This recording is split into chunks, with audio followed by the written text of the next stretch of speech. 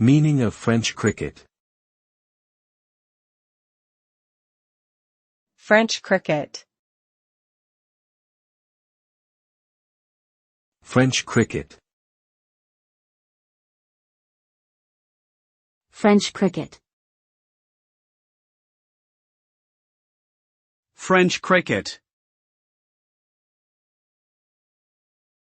French cricket is a game played with a cricket bat and ball, where the purpose is for the person holding the bat to defend their legs from being hit by the ball.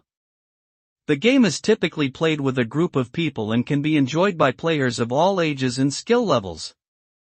The result of the game depends on how well the defending player can block the ball and how skilled the other players are at hitting the gaps in their defense.